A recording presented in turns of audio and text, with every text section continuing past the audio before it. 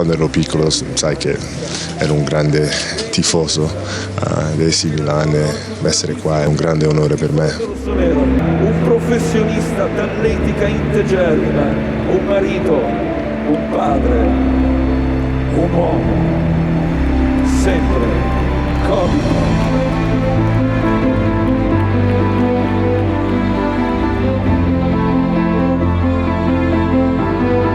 Sempre nel cuore, guarda, nel mio spogliatoio in Los Angeles ho una maglietta di AC Milan, ho una scarpa di AC Milan che lo metto dentro il mio spogliatoio e lo vedo ogni giorno.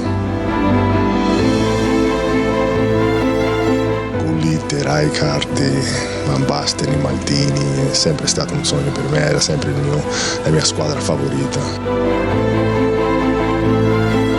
Gioco per il Milan adesso, non ritorno ai Lakers.